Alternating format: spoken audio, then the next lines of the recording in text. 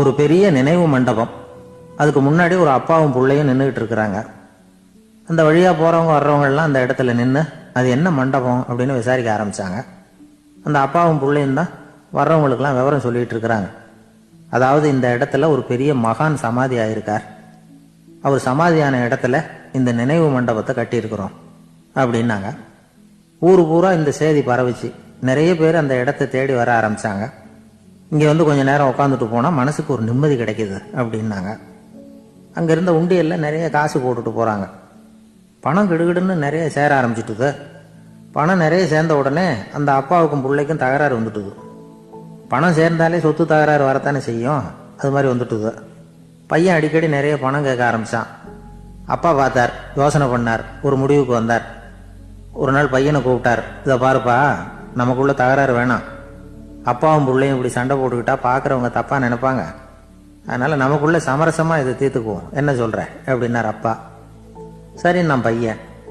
உடனே அந்த அப்பா என்ன பண்ணார் தெரியுமா? மகன்கிட்ட கொஞ்சம் பணத்தை கொடுத்தார். தன்கிட்ட இருந்த ஒரு கழுதையையும் கொடுத்தார். இதை வச்சு நீ பொழைச்சிக்கோ அப்படின்னு சொல்லி அனுப்பி வச்சுட்டார். மகன் அந்த கழுதையை இழுத்துக்கிட்டு அடுத்த ஊருக்கு போனான். வழியிலேயே அந்த கழுதை செத்து போச்சு. உடனே என்ன பண்ணலாம்னு யோசனை பண்ணான். ஒரு ஐடியா வந்தது. அந்த கழுதையை ஒரு சாலை ஓரமாக புதைச்சான். கையில் இருந்த பணத்தை வச்சு அந்த இடத்துல ஒரு கல் மண்டபம் கட்டினான். அந்த வழியாக 2 பேர் வந்தாங்க. இது என்ன மண்டபம்னு விசாரித்தாங்க. இந்த இடத்துல ஒரு பெரிய மகான் சமாதி ஆயிருக்கிறார் அப்படின்னா. இந்த செய்தி ஊர் பூரா பரவ ஆரம்பிச்சுட்டுது. நிறைய பேர் வந்து போக ஆரம்பித்தாங்க. இங்கே வந்தால் மனசுக்கு ஒரு பெரிய நிம்மதி கிடைக்குது அப்படின்னு வேற சொல்ல ஆரம்பித்தாங்க. வர வர கூட்டம் அதிகமாக வர ஆரம்பிச்சுட்டுது. உண்டியலில் பணம் நிறைய சேர்ந்துட்டுது. நகையெல்லாம் கூட கழட்டி காணிக்கையாக போட ஆரம்பிச்சிட்டாங்க. அப்பாவை விட மகன் பெரிய ஆளாயிட்டான். இதை கேள்விப்பட்டார் அப்பா. பையனை பார்த்துட்டு வரலாம்னு ஒரு நாள் புறப்பட்டு வந்தார். பையன் ஓஹோன்னு இருக்கிறான். பங்களா, காரு எல்லாம் வந்துட்டுது. எப்படிடா இந்த அளவுக்கு ஆனே அப்படின்னு விசாரித்தார். அப்பா, எல்லாம் உங்கள் ஆசீர்வாதம் தான்.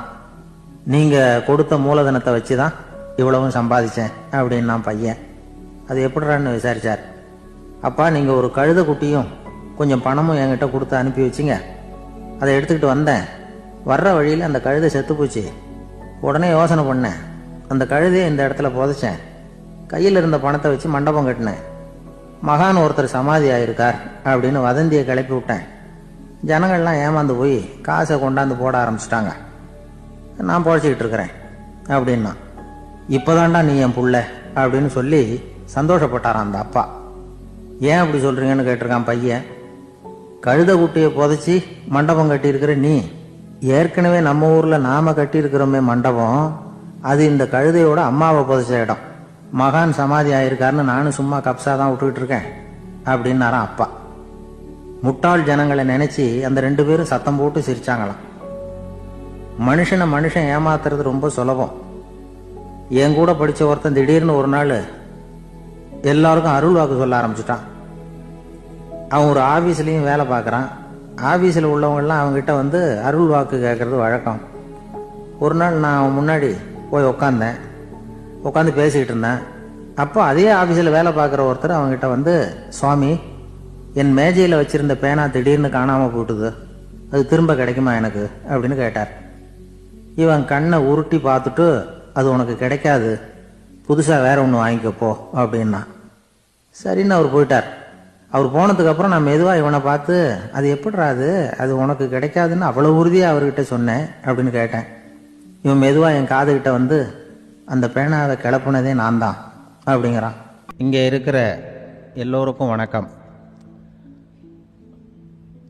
நான் அதிகமாக இந்தியாவை விட்டு வெளிநாடு எதையும் இதுவரை பார்க்காதவன். இப்பொழுதுதான் சமீபத்தில் தான் முதல் தடவையாக உங்கள் ஊருக்கு வந்திருந்தேன், சில காலங்களுக்கு முன்னால். இப்பொழுது 2வது தடவையாக இங்கே வர்றேன். இது ரொம்ப மகிழ்ச்சிகரமான ஒரு நாள். மகிழ்ச்சிகரமான சூழ்நிலையில் உங்களை எல்லாம் சந்திக்கிறதுல எனக்கு ரொம்ப மகிழ்ச்சி. ஏன்னா தேசிய தின மகிழ்ச்சி கொண்டாட்டத்திலே நீங்கள் எல்லாம் கலந்து கொண்டிருக்கிறீர்கள். நேற்று நானும் அந்த தொலைக்காட்சியிலே அந்த அணிவகுப்பு எல்லாத்தையும் பார்த்தேன். எந்த அளவுக்கு ஒற்றுமையாக செயல்பட்டால் எதையும் வெல்லலாம் அப்படிங்கிறதுக்கு ஒரு உதாரணமாக இந்த நாட்டில் இருக்கிற நீங்கள் எல்லாம் உழைத்து கொண்டிருக்கிறீர்கள். அது எனக்கு ரொம்ப மகிழ்ச்சி. இப்படி ஒற்றுமையாக இருந்தால் எவ்வளோ பெரிய வியாதியை கூட விரட்டி போடலாம் அப்படிங்கிறது மாதிரி நிரூபித்திருக்கிறீர்கள். அதனால் உங்களெல்லாம் சந்திக்கிறதுல எனக்கு ரொம்ப மகிழ்ச்சி. எனக்கு இது மாதிரி இவ்வளவு பெரிய கூட்டத்தில் என்னோட வந்திருக்கிற பெரியவர்கள் பேசி பழக்கம். நான் அதிகமான கூட்டத்தில் பேசி பழக்கம் இல்லை. ஆனால் ரேடியோவில் ஒரு 20-25 வருஷம் பேசியிருக்கிறேன். அதனால் எனக்கு எதிரில் கூட்டமே இல்லாமல் பேசி தான் பழக்கம். அது வெறும் மைக்கு மட்டும் இருக்கணும், எதிரில் யாரும் இருக்கக்கூடாது. அப்படியே ரேடியோவில் பேசி பழக்கப்பட்டதுனால ஒரு பெரிய பிரம்மாண்டமான கூட்டத்தை பார்த்தது எனக்கே ஒரு மாதிரியாக இருக்கும். அதனால் கூட்டம் இல்லாமல் எனக்கு இப்போ கூட நீங்கள் எல்லோரும் எழுந்திரிச்சு வெளியில் போயிட்டால் ரொம்ப நல்லா பேசுவேன். நீங்கள் வெளியில் இருந்துட்டு கேட்கணும், ஏன்னா அப்படியே பழகி போச்சு. இருந்தாலும் இதில் எனக்கு என்னென்னா, இப்போ தமிழ்நாட்டில் நான் பலதரப்பட்ட கூட்டத்தில் பேசி சமீப காலத்தில் பேசியிருக்கிறேன். இந்த எல்கேஜி யூகேஜி படிக்கிற குழந்தைகள் முன்னாடி என்ன பேச சொல்லுவாங்க, எல்கேஜி யூகேஜி அந்த குழந்தைகள். அப்போ நான் எப்போ முடிக்கணுங்கிறது எனக்கு தெரியும், ஏன்னா அதுக்கு ஒரு அறிகுறி. அந்த குழந்தை என்ன பண்ணணும்னா மொதல் வரிசையில் இருக்கிறது அப்படி தரையை கீறும். கேச்சுன்னா அது போதும் அப்படின்னு அதுக்கு முடிச்சுக்கோன்னு அர்த்தம். அதை பார்த்து தான் நான் முடிச்சுக்கிறது வழக்கம். கொஞ்சம் பெரிய ஹைஸ்கூல்னால் யாராவது பசங்க 2-3 பேர் கொட்டாவி விடுவாங்க, அதை பார்த்து அதை முடிச்சுக்கிறது வழக்கம். கல்லூரின்னா விசில் அடிப்பாங்க யாராவது 1-2 பேர். இப்படி எனக்கு பலதரப்பட்ட எப்போ முடிக்கணுங்கிறதுக்கு அப்படிலாம் அறிகுறி உண்டு. எனக்கு ரொம்ப பிடிச்சது என்னென்னா, இந்த முதியோர் இல்லங்கள் இருக்குது பாருங்கள். முதியோர் இல்லம், பென்ஷனர் அசோசியேஷன்லாம் இருக்குது தமிழ்நாட்டில். எல்லாம் 60-70 வயசுக்கு மேற்பட்டவர்கள். அவங்க கூட்டத்தில் பேசுகிறது தான் எனக்கு ரொம்ப பிடிக்கும். ஏன்னா நான் பாட்டுக்கு பேசிக்கிட்டே இருப்பேன், அவங்களும் அசையாமல் கேட்டுக்கிட்டு இருப்பாங்க. அதுக்கு என்ன காரணம்னா, காது கேட்காது. அது எனக்கு அப்புறம்தான் தெரியும். பேசி முடிச்சுட்டு இறங்கி போனால் அந்த பெஞ்சில் உட்காந்துருக்கிற ஒரு நாற்காலில், என்ன சார் முடிச்சிட்டிங்க போல் இருக்கு அப்படிம்பார். எப்படி சார் கண்டுபிடிச்சிங்க, அதான் இறங்கி வந்தீங்கல்ல அப்படிம்பார்.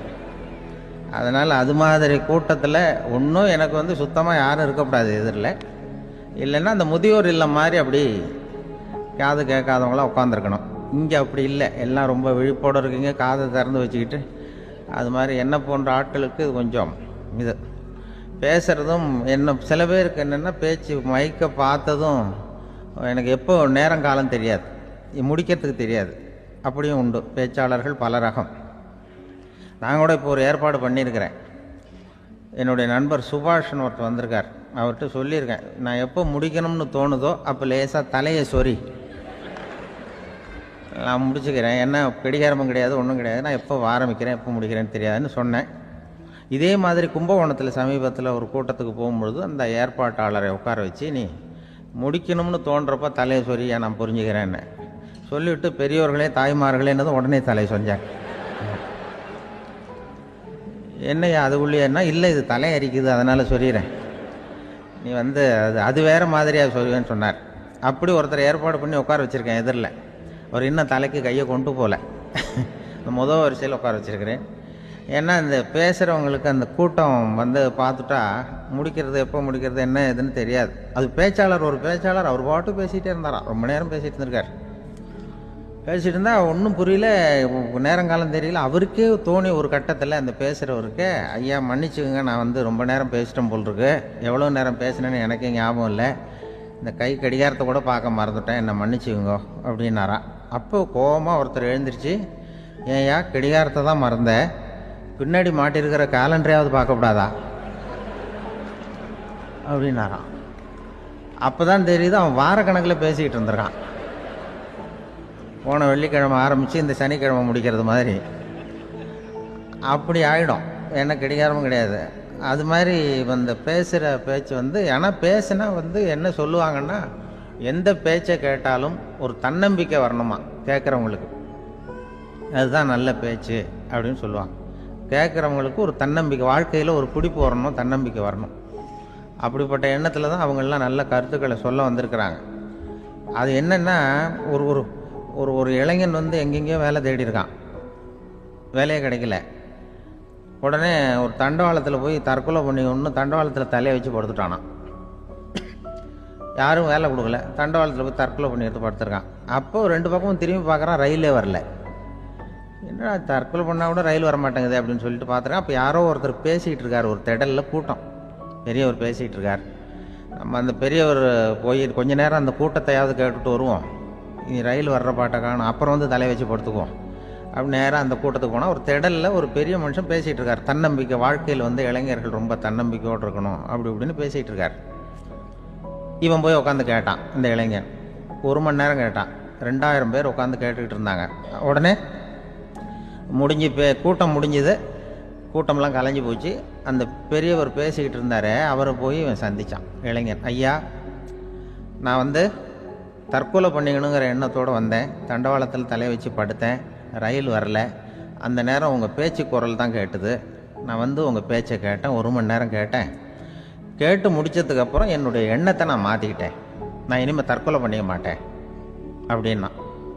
அவர் பேச்சாளருக்கு ரொம்ப பெருமை, இதுதான் ஒரு பேச்சுக்கு அடையாளம், இப்படி தான் இருக்கணும். சரி, அந்த முடிவுக்கு எப்படி நீ வந்தேன்னு கேட்டார். இப்போ உங்கள் பேச்சை இந்த கூட்டத்தில் எவ்வளோ பேர் கேட்டுக்கிட்டு இருந்தாங்க சார் அப்படின்னு கேட்டான். ஒரு 2000 பேர் இருக்கும்பா அப்படின்னார் அவர். அப்போ அந்த இளைஞன் சொன்னானா, ஒரு 2000 பேரை ஒரே நேரத்தில் சாகடிக்கிற நீ உயிரோடு இருக்கிறப்போ நான் எதுக்கு சார் சாகணும்? நான் இது வரைக்கும் யாருக்கும் எந்த கெடுதலும் பண்ணலை, நான் இனிமேல் சாக மாட்டேன் சார்ட்டு போயிட்டானா. அப்படி கேட்குறவங்களுக்கு ஒரு தன்னம்பிக்கை வரணும்.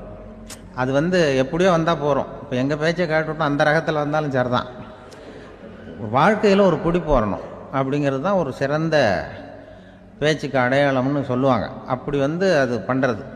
இதில் என்னென்னா, இந்த மனிதனுக்கு வந்து அந்த சிரிப்பு இருக்குது பாருங்கள், அதை பற்றி சொல்லுவாங்க. நகைச்சுவை, குடும்பத்தில் வந்து நகைச்சுவை உணர்வு இருந்ததுன்னா குழப்பமே வராதுன்னு சொல்லுவாங்க. பேச்சாளர்கள் என்னென்னா, சில பேர் தெளிவாக, அதாவது தெளிவாக பேசி குழப்புறவங்க இருக்கிறாங்க, குழப்பமாக பேசி தெளிவுபடுத்துகிறவங்க இருக்கிறாங்க. அப்படிப்பட்ட பேச்செல்லாம் உண்டு. குழப்பமாக பேசி தெளிவுபடுத்துறது யாருன்னா சித்தர்கள். நம்ம பழைய சித்தர் பாட்டெல்லாம் பார்த்திங்கன்னா படிக்கிறதுக்கு குழப்பமாக இருக்கும்,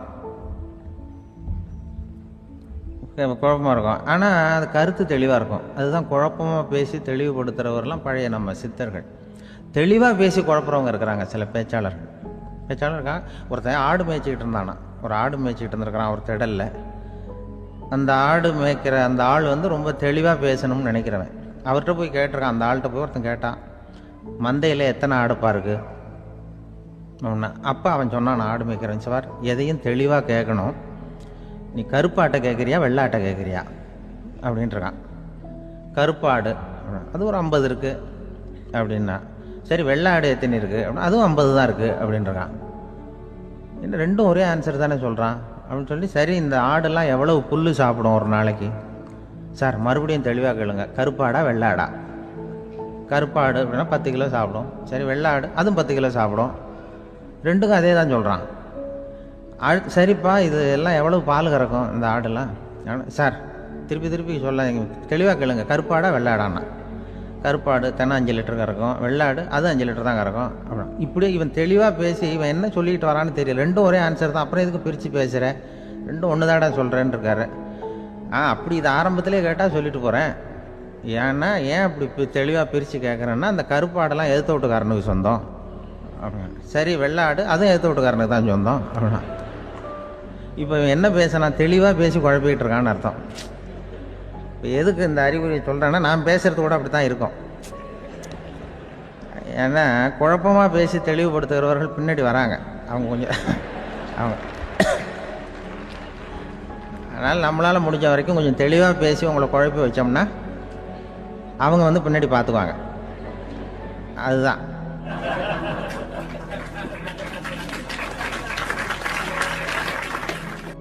எனக்கு எங்கள் ஊர்லேயே ஒரு பேர், எங்கள் ஊர் நண்பர்கள் கூட இங்கே வந்திருக்கிறாங்க. எங்கள் ஊரில் இருக்கிறவங்க இந்த ஊரில் வேலை பார்க்குறாங்கங்கிறது எங்கள் ஊர் பக்கத்து ஊர் இப்போ தான் தெரியும். வந்த பிறகு நண்பர்கள்லாம் வந்து பார்த்தாங்க. எங்கள் ஊர் பையங்கள்லாம் இங்கே இருக்கிறாங்கங்கிறது எனக்கு இப்போ தான் தெரியும். எங்கள் ஊரில் அவங்களுக்கு தெரியும் எனக்கு பேர் என்னென்னா, எல்லாம் நல்லா செய்வேன், கொஞ்சம் பொய் சொல்லுவேன் அப்படிம்பாங்க. அதுக்கு இப்போவும் சொல்லுவாங்க. எங்கள் ஊரில் ஒரு பெரியவர் கேட்டார், உனக்கு சின்ன வயசுலேயே உனக்கு ரேடியோவில் வேலை கிடைக்கும்னு எனக்கு தெரியும்ப்பா அப்படிம்பார் ஒரு தாத்தா. அது எப்படி தாத்தா உங்களுக்கு தெரியும், அவ்வளோ தீர்க்க தரிசனமா?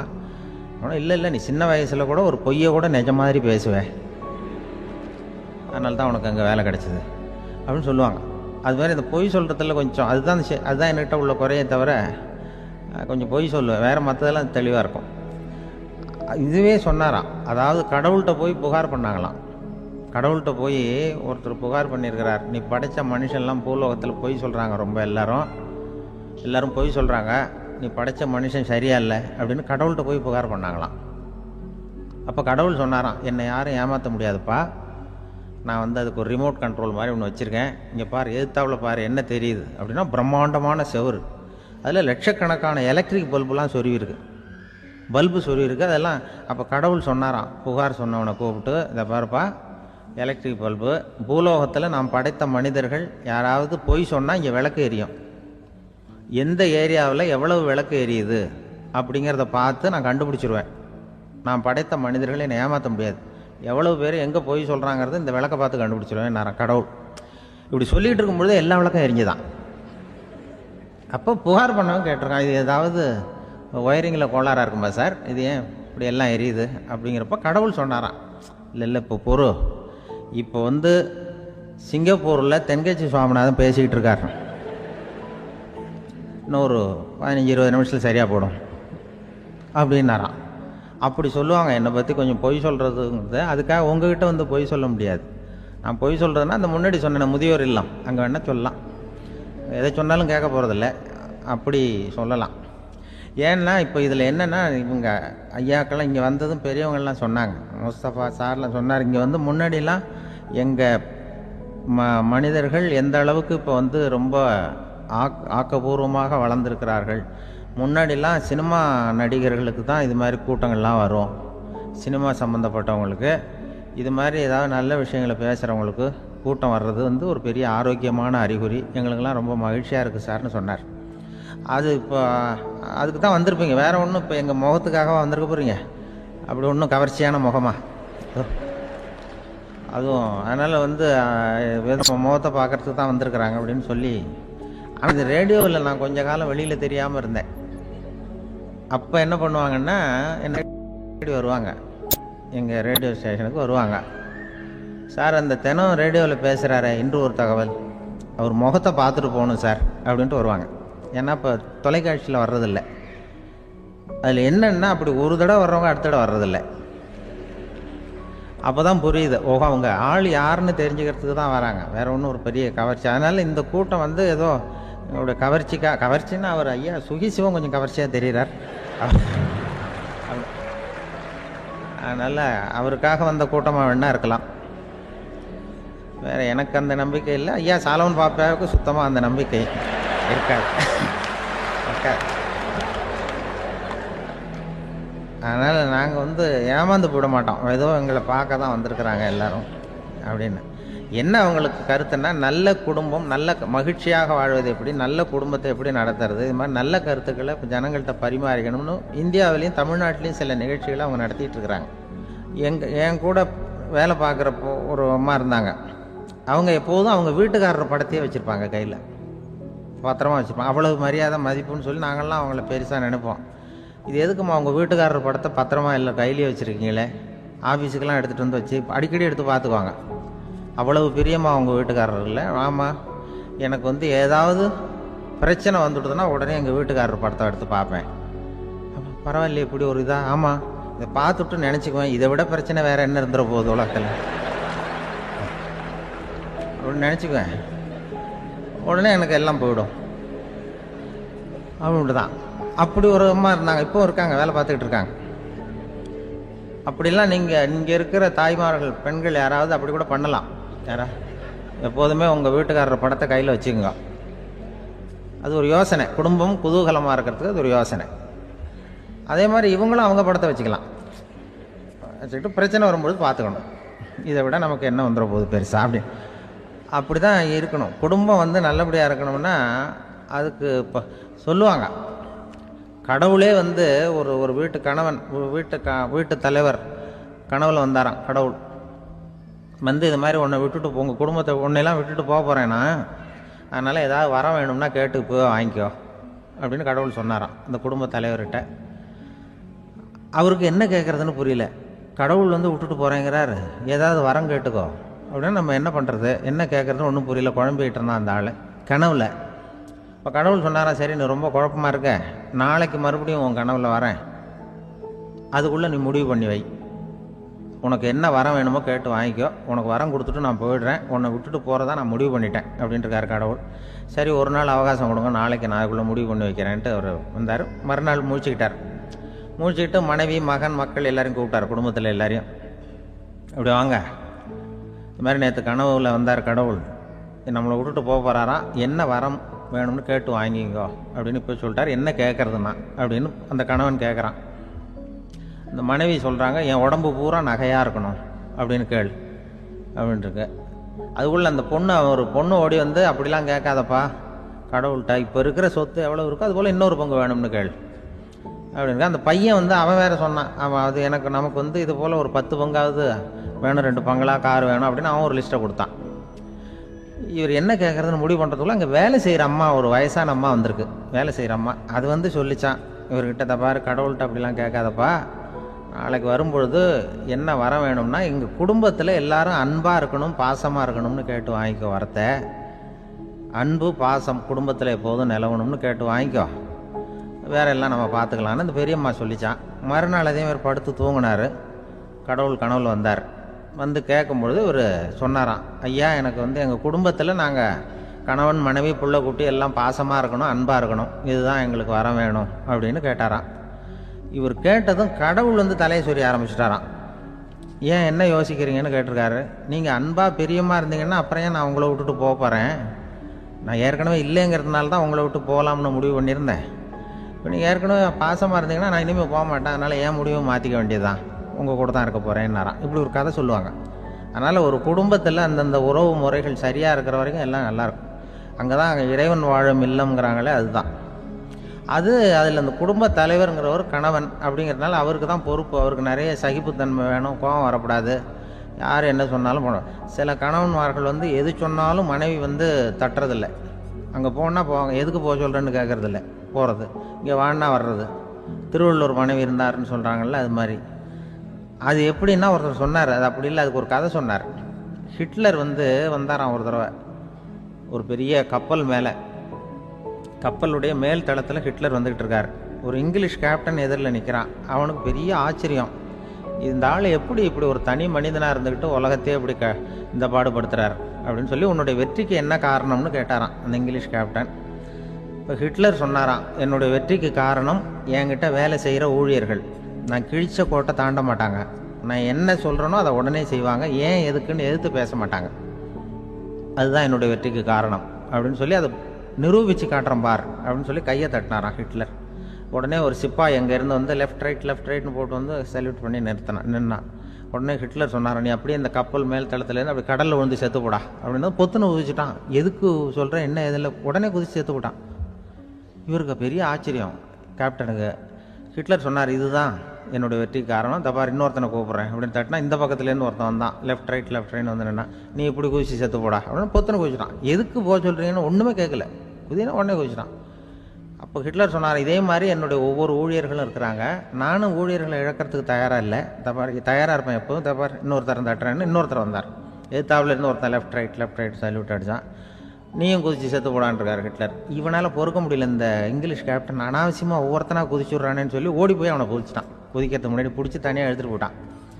தனியாக எடுத்துகிட்டு போய் அந்த சிப்பாய்கிட்ட கேட்டாரான் அந்த இங்கிலீஷ் கேப்டன், ஏன்ப்பா அந்த ஆள் குதிக்க சொல்கிறான்னா நீ ஏன் எதுக்குன்னு கேட்கறது இல்லையா, உடனே குதித்து செத்து போகிறீங்களே, இதெல்லாம் என்ன அநியாயம் அப்படின்ட்டுருக்கான் அந்த இங்கிலீஷ் கேப்டன் கையை பிடிச்சிக்கிட்டு. உடனே அந்த சிப்பாய்க்கு கோவம் வந்துட்டு தான், உடையா கையை, இவன்ட்ட வேலை பார்க்குறதோட உழுந்து செத்து போகலான்னு நான் குதிக்கிறான், என்ன அனாவசியமாக எதுக்கையா இருக்க சொல்கிறேன் அப்படின்னு சொல்லி குதிச்சுட்டானா. அதனால் இந்த உடனே சொல்கிறத செய்கிறாங்க பாருங்கள், அவங்கள நம்பக்கூடாது. கணவன்மார்களுக்கு ஒரு எச்சரிக்கை, சொல்கிறத உடனே செஞ்சுருவாங்க மனைவி, நீ அங்கே போனால் போங்க வரணும் அது ஹிட்லர் மாதிரி நினைக்கிறாங்கன்னு அர்த்தம். இதுகிட்ட பேசிக்கிட்டு இருக்கிறத விட சொல்கிறத செஞ்சுட்டு போடுவோமே, அப்படி சமாளிக்கிற கணவன்மார்கள் உண்டு. குடும்பத்தில் வந்து அப்படிலாம் இருந்து சமாளிக்கிறாங்க. குடும்பத்தில் ஒருத்தர் அனுசரிப்பு தன்மைங்கிறது ரொம்ப அவசியம். கணவன் மனைவின்னா அனுசரித்து போகணும்னு சொல்லுவாங்க. அதாவது ஒரு கணவன் அதுக்காக தான் அந்த காலத்துலலாம் ஒரு வீட்டுக்கு வந்து மாப்பிள்ளை தேடுறதுங்கிறது ஒரு பெரிய குடும்பத்தை நிர்வகிக்கிற அளவுக்கு ஒரு கணவனாக வரக்கூடிய எப்படி இருக்கணும் அப்படின்னா, அந்த காலத்தில் புலி வேட்டைக்கு போகணும். ஒரு பொண்ணுக்கு மாப்பிள்ளை தேடுறதுன்னா நம்ம தமிழ் பழக்கம் என்னென்னா, காட்டுக்கு போய் ஒரு புலியை வேட்டையாடிட்டு வரணும். அந்த புலி பல்லு அல்லது நகத்தை கொண்டுட்டு வரணும் அந்த இளைஞன். அதை வந்து வீட்டில் கொடுப்பான். அதை தான் கட்டி அதை வந்து இதாக கட்டுவாங்க, மாலையாக போடுவாங்க, தாலியாக கட்டுவாங்க. அதாவது வீரம் இருக்கா பையனுக்குன்னு பார்ப்பாங்க. ஒரு பொண்ணு வேணும்னா நீ முதல்ல வீட்டுக்கு பொண்ணு கேட்க போகக்கூடாது, காட்டுக்கு போகணும், போய் புளியை கொண்டு வா, அதுக்கப்புறம் தான் உனக்கு பொண்ணு அப்படின்னு சொல்லுவாங்க. இப்போவெல்லாம் ஏன் போகிறது இல்லைன்னா, இப்போலாம் ஒருத்தனை வந்து காட்டுக்கு போய் புலிப்பல் கொண்டு வரனா புலி தான் மாப்பிள்ளையாக வரும். அதனால தான் இப்போ போகிறதில்ல யாரும் காட்டுக்கு. அப்போ வந்து பெண்களும் வந்து ரொம்ப வீரமாக இருந்தாங்க. பெண்கள் மூலம் அந்த காலத்தில் எப்படின்னா முறத்தாலேயே புலியை துரத்துவாங்களாம். நம்ம பழைய பாட்டிலெல்லாம் பார்த்துருப்பீங்க, முறத்தால் புலியை விரட்டினாங்கன்னு வரும் பழைய பாட்டு. ஒரு அந்த அளவுக்கு பெண்களுக்கு வீரம்.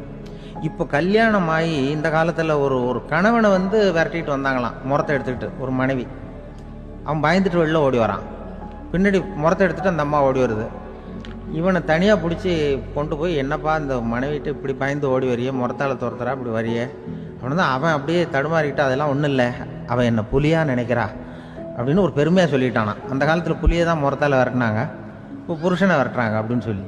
அப்படி அந்த காலத்தில் வந்து கணவனுக்கு ஒரு குடும்பத்தை நிர்வகிக்கிற திறமை இருக்கா, உடல் வலிமை தான் முக்கியம். இப்போ கூட மதுரை பக்கத்தில் ஐயாவுக்கு தெரியும், அந்த இளவட்டக்கல்லுன்னு ஒரு ஊருக்கு ஊர் எல்லையில் கிடக்கும். ஊர் எல்லையில் ஒரு பெரிய கல் கிடக்கும். அந்த ஊருக்கு பொண்ணு கேட்க போகிறவங்க அந்த கல்லை தலைக்கு மேலே தூக்கி காட்டணும், அப்படியே தூக்கி தலைக்கு மேலே வசதி கீழே போடணும். அந்த வலு இருந்தால் தான் நீங்கள் அந்த ஊருக்குள்ளேயே போகலாம், பொண்ணு கேட்கறதுக்கு போகலாம். இல்லைன்னா நீ திரும்பி போக வேண்டியதான். அந்த வலிமை இருக்கா மாப்பிள்ளைன்னு பார்க்குறாங்க. இளவட்டக்கல்லுன்னு பேர். அப்போ என்ன பண்ணாங்கன்னா, ஒரு 1000 வருஷத்துக்கு முன்னாடி அந்த கல்லை தலைக்கு மேலே தூக்கி கீழே போடுவாங்களாம். ஒரு 500 வருஷத்துக்கு முன்னாடி அப்படி கொஞ்சம் தூரம் இடுப்பு அளவுக்கு தூக்கி கீழே போட்டுக்கிட்டு இருந்திருக்கிறாங்க. அதுக்கப்புறம் ஒரு 100 வருஷத்துக்கு முன்னாடியெல்லாம் அப்படி முழங்கால அளவுக்கு அப்படி தூக்கி போட்டால் போகிறோம்னு வச்சுருந்தாங்களாம். இப்போ நான் அந்த ஊருக்கு என் கூட பழனிசாமின்னு ஒருத்தர் இருக்கார். அவர் போய், உனக்கு எப்படிப்பா இந்த ஊரில் கல்யாணம் ஆச்சு அப்படின்னா, இப்போலாம் நாங்கள் தொட்டு கும்பிட்டா போகிறோம், அதை அசைக்கிறது கூட இல்லை. அப்படி ஆகிட்டுது. ஒரு குடும்பத்தை கணவனாக வரப்போகிறவனுக்கான தகுதி அந்த காலத்தில் அப்படி இருந்துதான். அப்படி வந்து கணவன் வந்து தேர்ந்தெடுக்கிறது, குடும்ப தலைவனை தேர்ந்தெடுக்கிறது ஒரு பெரிய காரியம்.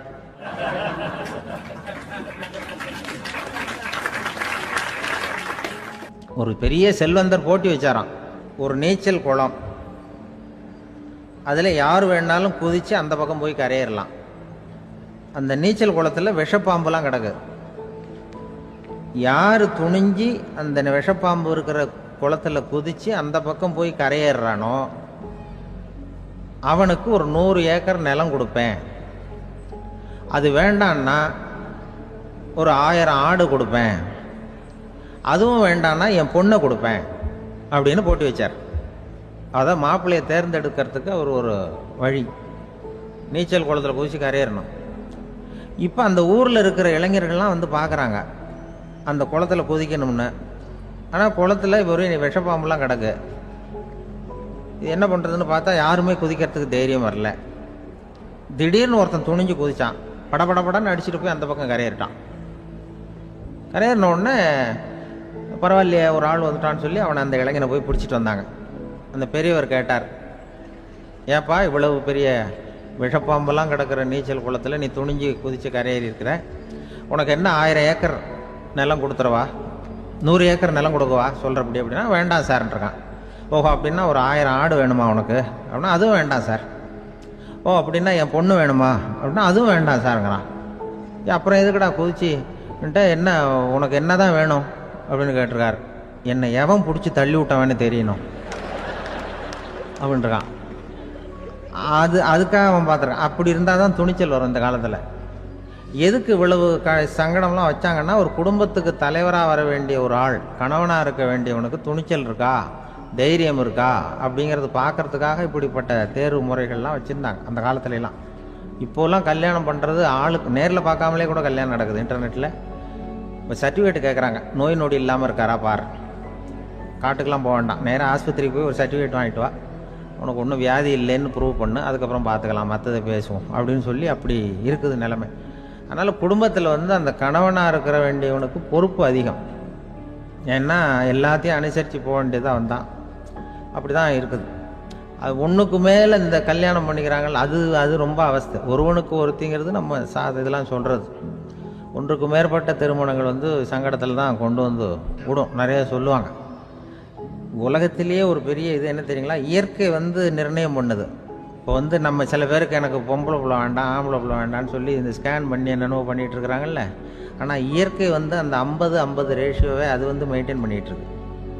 இந்த உலகத்தில் ஒரு அதிசயமான உண்மை என்னென்னா, 116 ஆம்பளை பிள்ளை பிறந்தா 100 பொம்பளை பிள்ளை பிறகுதான்.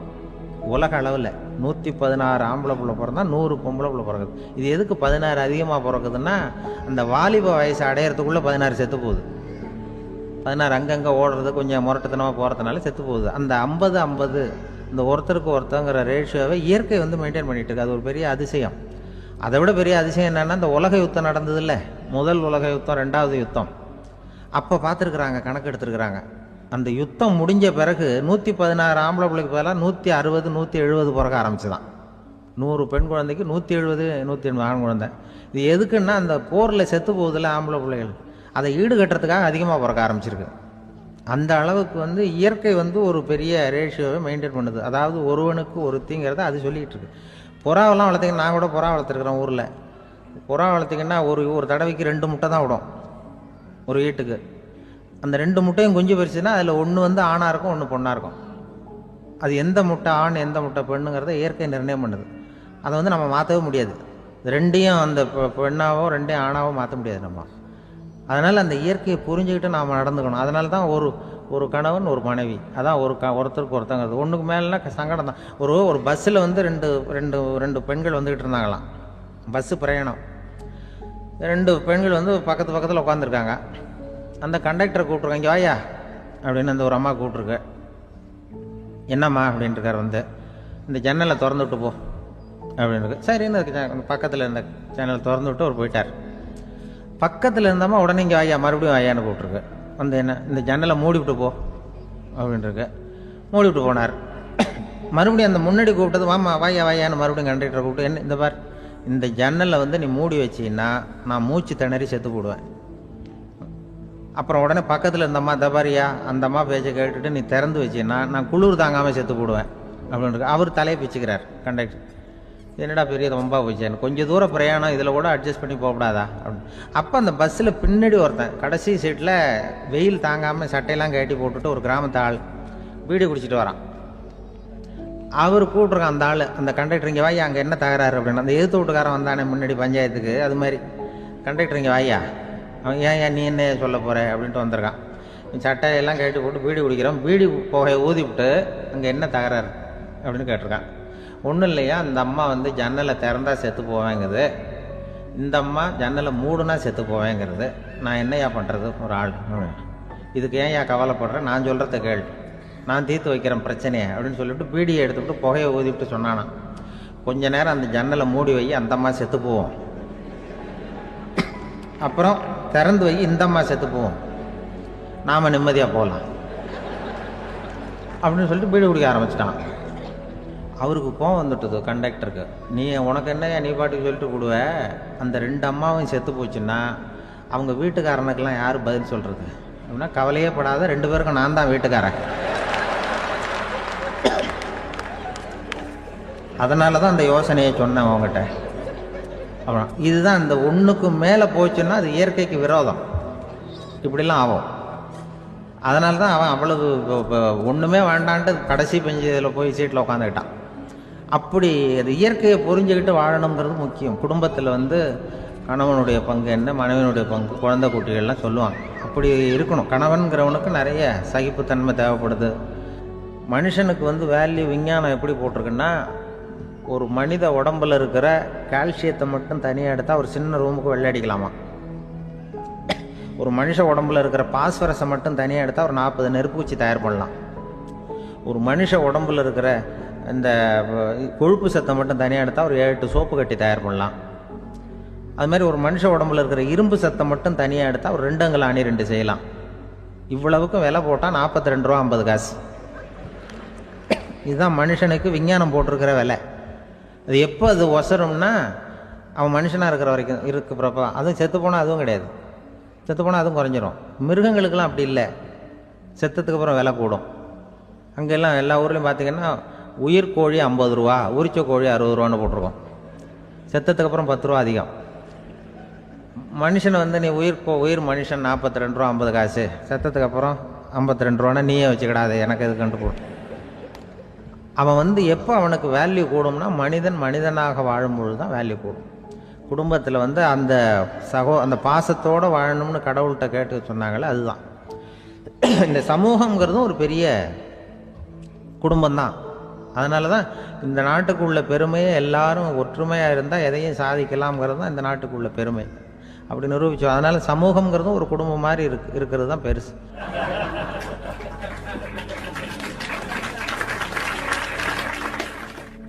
மனித நேயம்ங்கிறத பற்றி சொல்லுவாங்க. மனித நேயம் ஏன்னா ஒரு கணவனாக இருக்கணும், மனைவியாக இருக்கணும்.